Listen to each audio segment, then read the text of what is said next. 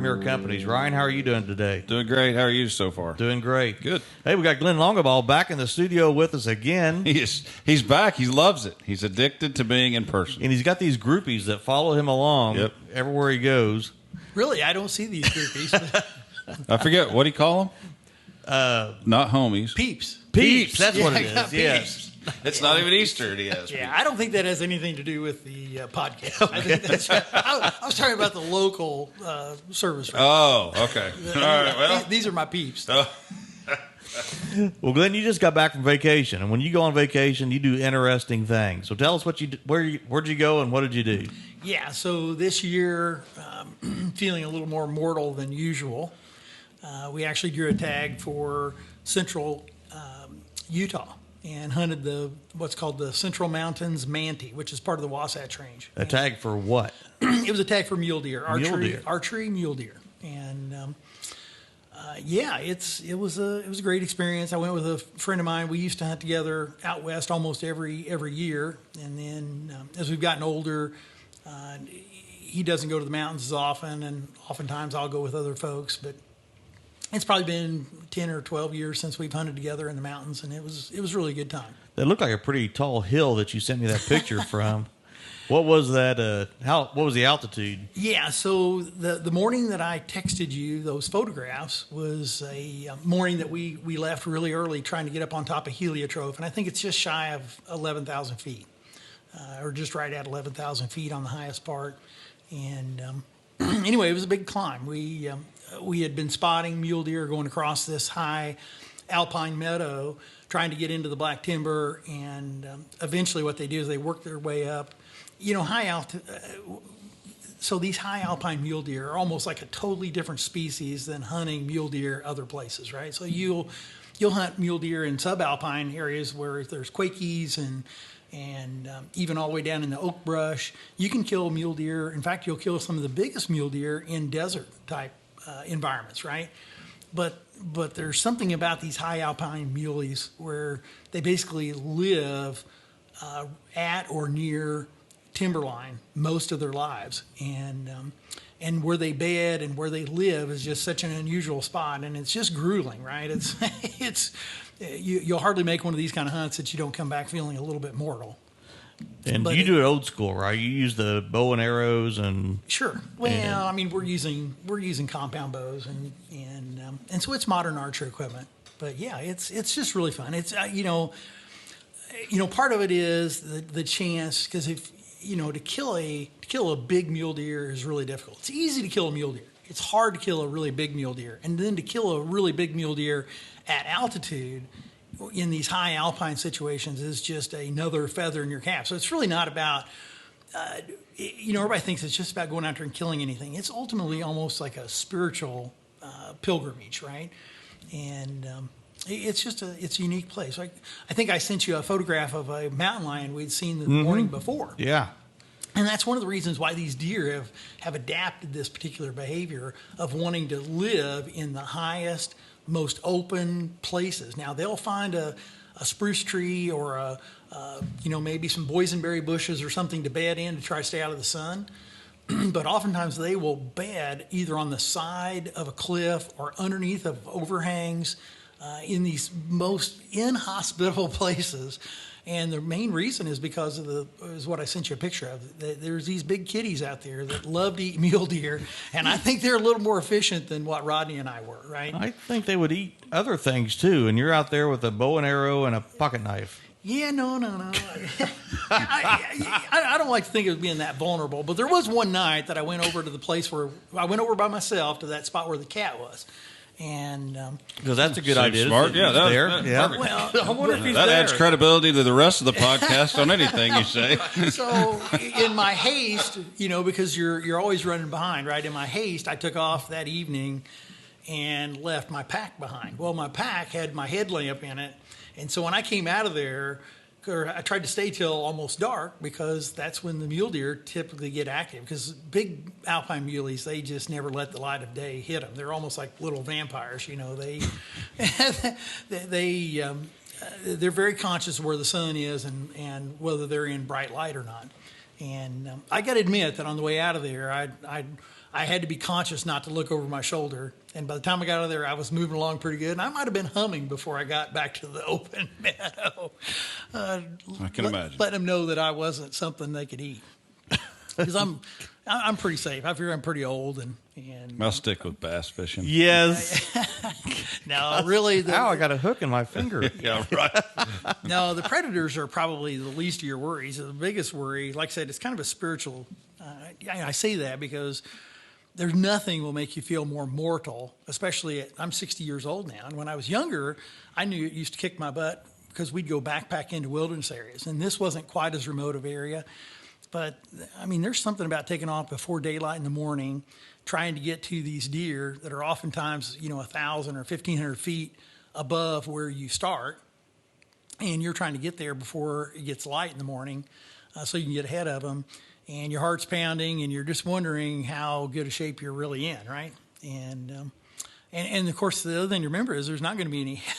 If you're not hunting with somebody, the likelihood that they're going to get to you if you have some kind of a problem, right? You think that when somebody dies hunting them, that the mule deer then get together and talk about it, they would be like, "Oh, you should have seen it. I led him. Mule deer I led him podcast. up when I got him to like 3,000 feet.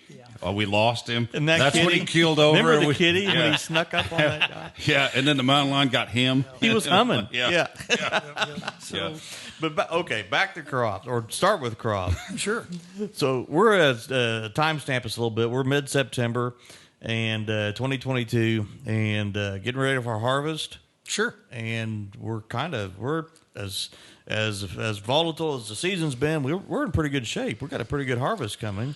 We do. But we've got some things we've got to watch out for. So tell us our watch outs. Yeah. So, I mean, probably the first watch out is the guys are out pulling ears, and if they pull ears off the edge of the field and they do hand shelling, they're going to probably be in for a rude awakening when they put the combine in it, right? It's almost always going to be wetter on the interior. It's almost always going to be wetter when you mechanically shell the corn as opposed to hand shelling corn, right? So that's probably the first watch out.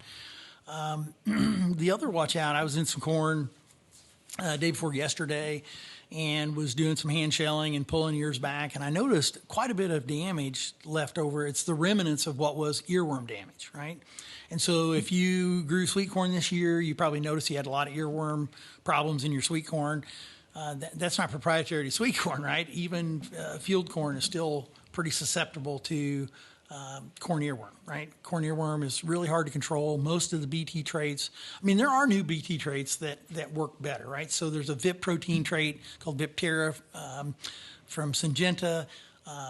Bayer has licensed that technology. They're going to call it Tricepta, and that is significantly better on corn earworm. But the base BT products that are out there are really not that effective on corn earworm. And unfortunately, most of our chemistries are not very effective on corn earworm, and it has to do with the biology. On corn earworm, what makes it different is they don't lay eggs in masses, and they don't lay them on the green tissue. Typically, a moth will fly from plant to plant to plant.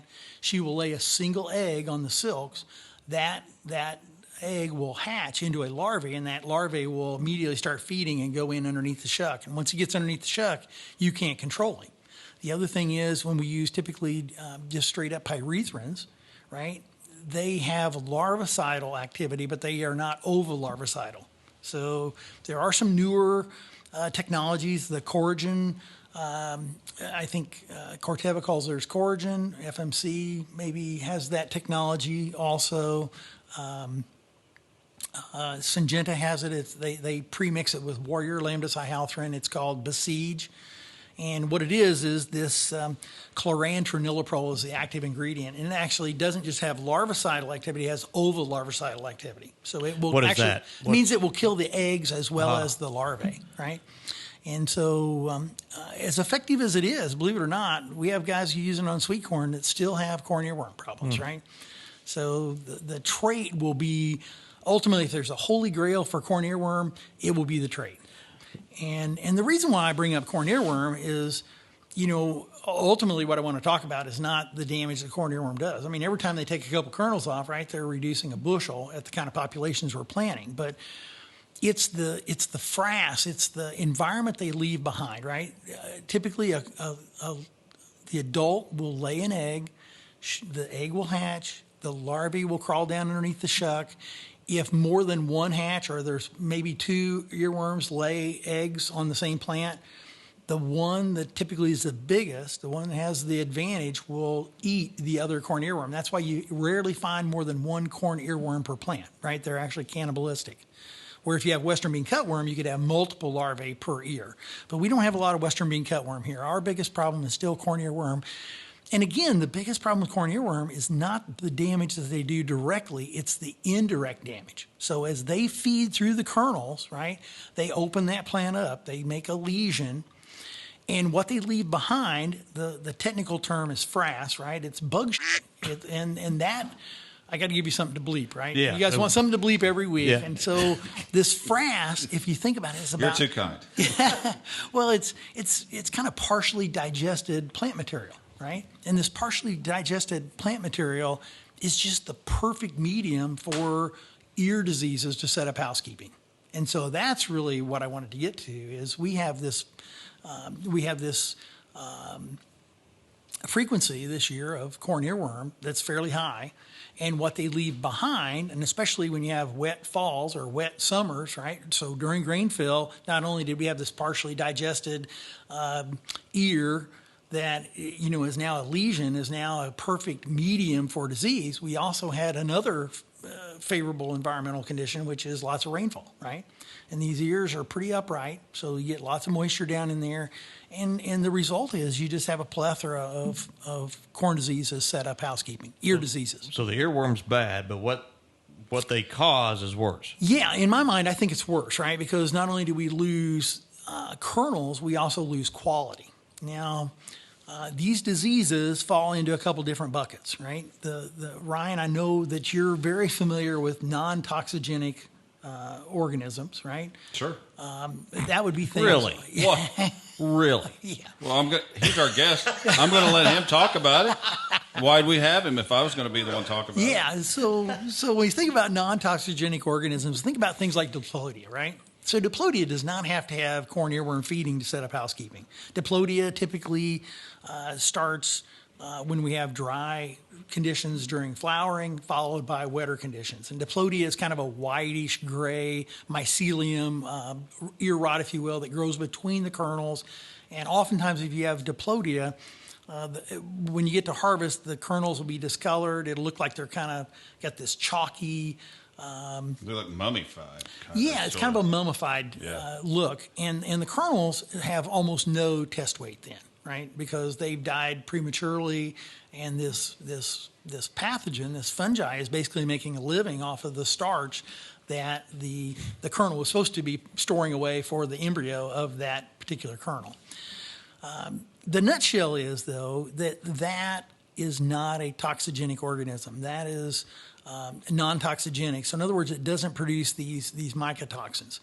Another example would be trichoderma. Trichoderma is kind of a really dark green mycelium or fungi that you see oftentimes growing on the ear. This time of year, it'll be really dark green. And it, again, is non-toxigenic. Sometimes you'll see it where you've had bird, if you ever see a field that's had a lot of bird pecking, right? In other words, it's maybe like an open nose, a dirty nosed hybrid, and either it had earworm that attracted the birds, or just the birds were attracted to these kernels that were out there on the end. If you see that bird peck, oftentimes it will be followed up by trichoderma. But those two diseases in particular cause a loss of quality. They cause a loss in yield, but they're non-toxigenic. Now, we have another group of pathogens that are really much, much, much worse, right? So oftentimes behind earworm damage, you'll get things like jib or fusarium or aspergillus or penicillium, right? These are diseases that are toxigenic by nature and much worse. Right? So those two just they rob yield and make the quality worse. That's correct. So so now there's something worse that's got some toxins in it. And So what's the penalty? Yeah. This is a feeder problem. It becomes a feeder problem. Yeah. So this other group, right, whether we're talking about jib or fusarium or aspergillus or in some cases penicillium, these guys produce. It's not the disease itself that's toxic, but they produce these mycotoxins. And mycotoxins, by the way, are nothing to trifle with, right? Mycotoxins are, I always find it interesting that people don't want genetically modified organisms, right? They don't want anything that's transgenic. They know that GMO is bad. But in reality, having a transgenic corn that resists corn earworm could be one of the, it could actually improve crop safety and food safety, right? Food security by a huge measure. And here's the reason why, right? These mycotoxins are naturally occurring. And so when I say naturally occurring, they are organic, they contain carbon, and they are naturally occurring.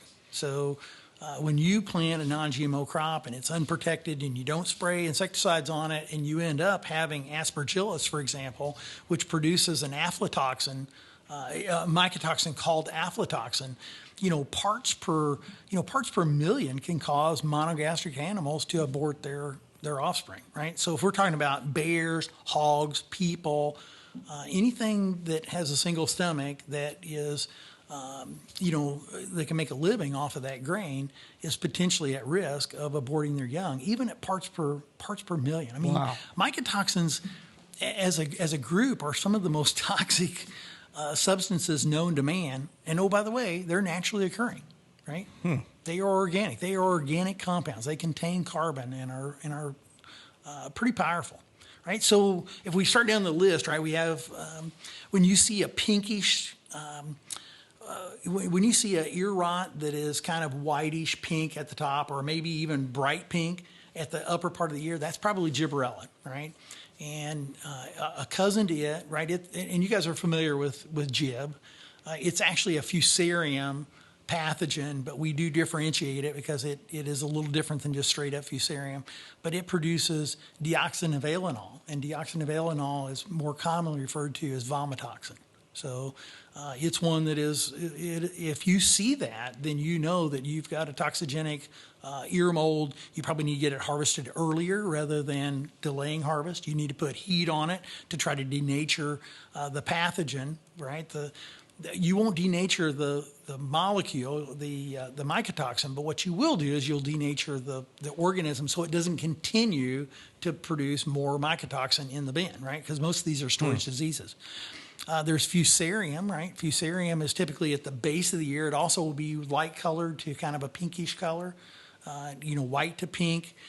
It produces fumonisin. Fumonisin is another mycotoxin that's particularly harmful to horses, right? Horses are pretty susceptible to fumonisin.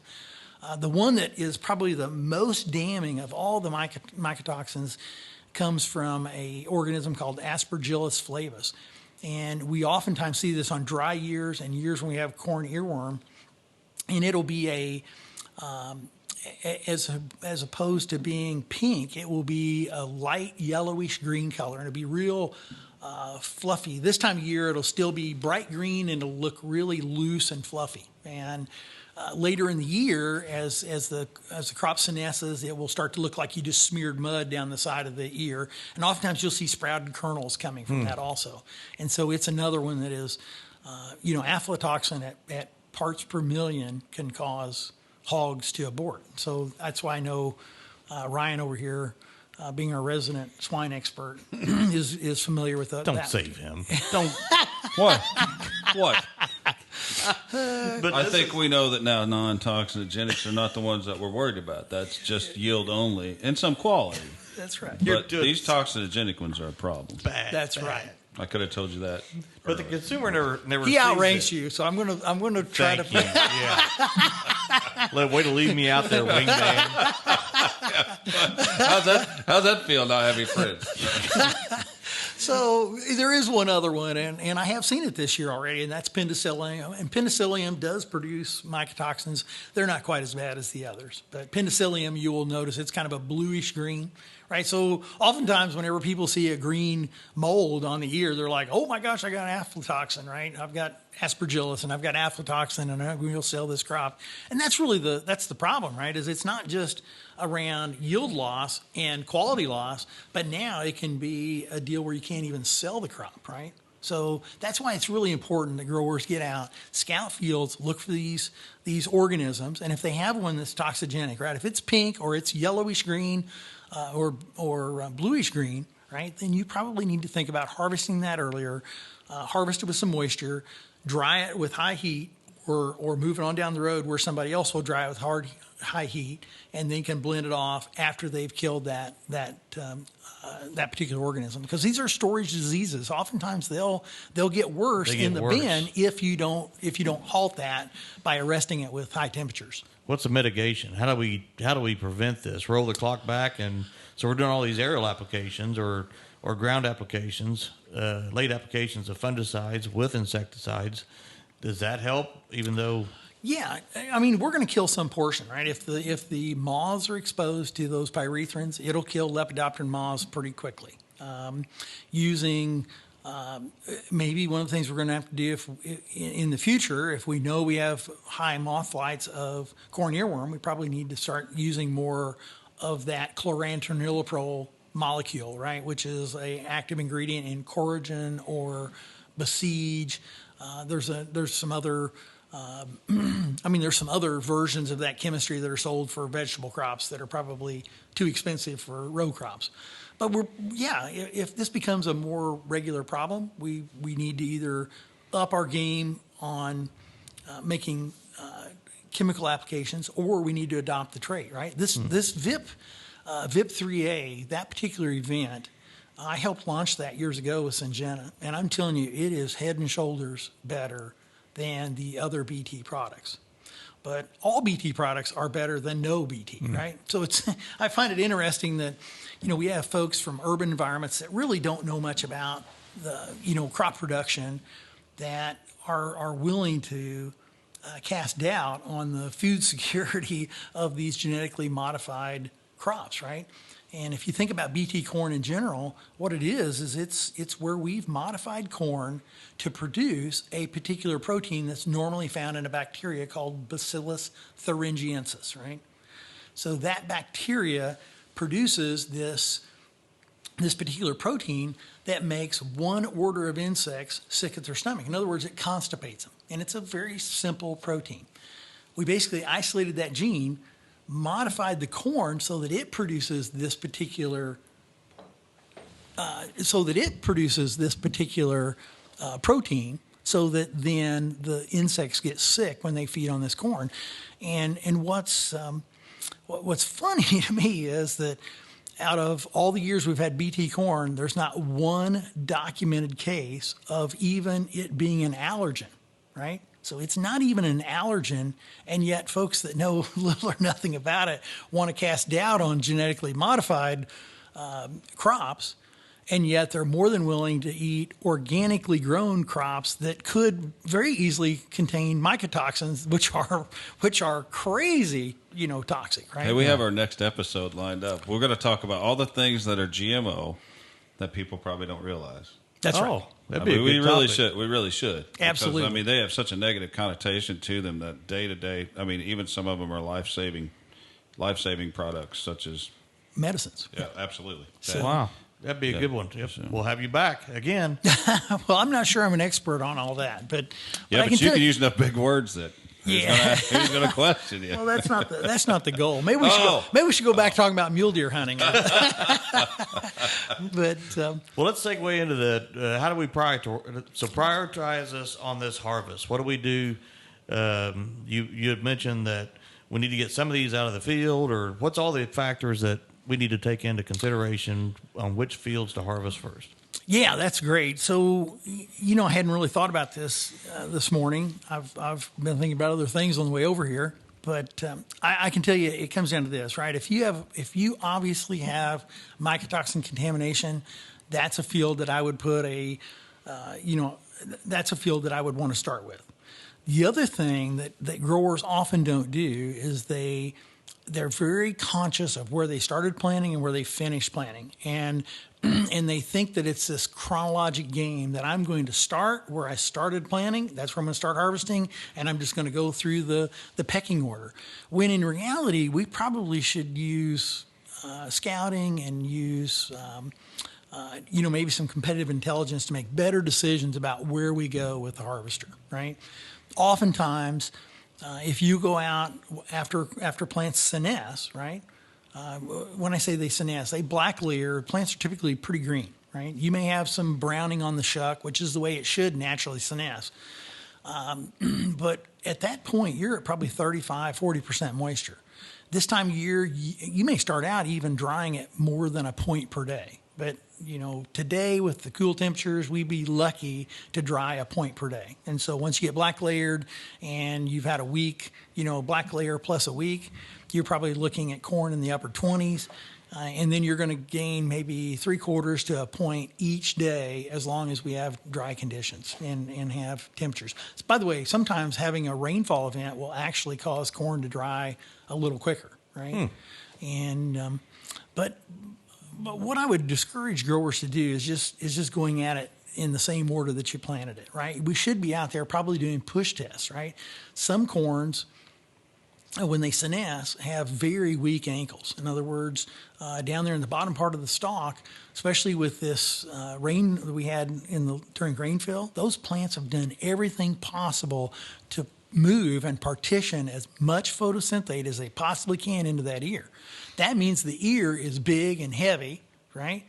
And if you just think about the physics, the more yield you carry higher on the plant, the more likely it is to lodge, right? You have more weight up there. Like in contrast, at the bottom of the plant, if you had crown rot early on, and that plant is rotten at the bottom and has weak ankles, then your risk of lodging goes up pretty significantly. So what's a push test? Yeah, so I was just getting ready to go there. I'm glad you made the segue. See that, Ryan? See how I did that? It was excellent. That was a great segue. really was. So a push test is literally going. I'm learning a lot. Yeah. I'll make notes.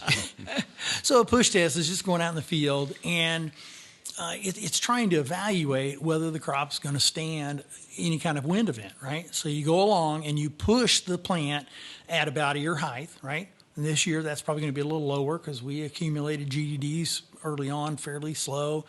Even our later planted corn doesn't have particularly high ear placement this year, but go along about ear height and give that thing a good shake. I mean, push it really aggressively, maybe to the center of the next row. So at least 15 inches over. I mean, give it a good pop and just bam, bam, bam, bam, bam.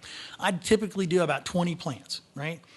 If out of that 20 plants, I have 4 that break at their ankles, right? Down there about the brace roots, then that's a field that I want to prioritize. That's a field that probably, if I have a wind event, is not going to stand very well. And oh, by the way, that's at 20%, right? If you have 4 out of 20, that's 20%.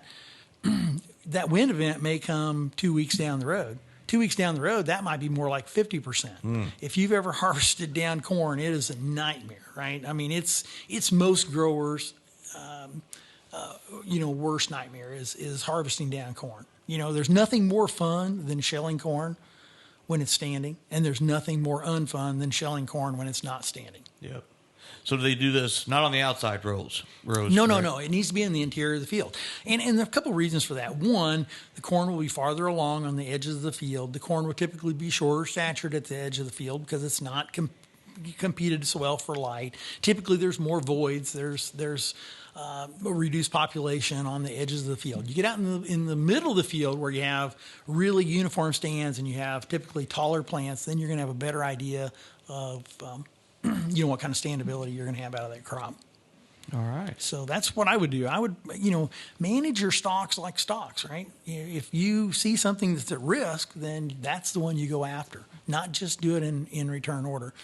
And I have been getting a few questions. It's why is this corn not drier than what it is, right?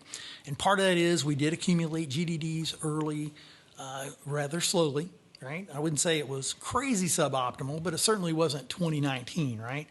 And so it didn't take 55 or 60 days to get to flowering. It took 65 to 70 days this year to get to flowering. And then once we flowered, we've had lots of rainfall event, which kept the plant alive maybe a little longer, right? Plants have got a tremendous grain depth this year. And then on this tail end, right, once we got to senescence, right, once the corn got to physiological maturity, it's actually been relatively cool, right? A lot of times this time of year, it's still 90 plus degrees and hotter than blue blazes, and the humidity starts dropping. We have had the drop in humidity, but we've also cooled off, and so that's kind of delaying. So normally where you'd be 60 to 65 days to physiological maturity, this year we were probably 65 to maybe 70 days on full season corns. So it's probably matured maybe a week later, and now it's just not drying at that point per day that we're normally used to getting. So anyway, it's it's the same story. Don't be a spectator. Don't just manage your crop from 60 miles an hour from the pickup. Actually get out in it. You don't have to go across the entire field. It's nice if you've got a drone or have access. If maybe your account rep has a drone, he could fly over it and give you an idea whether you have any places down in the field, anything that looks like it's at risk. I think growers are going to be surprised that there are some wet spots out there that did get killed late in the summer, but I think it's going to be mitigated by the fact that we've had a really good grain fill period, and where we have corn, we're going to have unbelievable corn, and where we don't have corn, we don't have any corn. Yeah. Right? That's the way it's going to be. Yep. Ryan, you have anything else? I do not. It 'tis the season. Absolutely. It is time. Well, Glenn, thanks for coming over this morning. It's my pleasure. Thanks for sharing your mountain experience. And that's all we have today. So that was another episode of The High Ground, powered by Premier Companies. All right. Thanks, Glenn. Thanks, Glenn. Thanks, guys.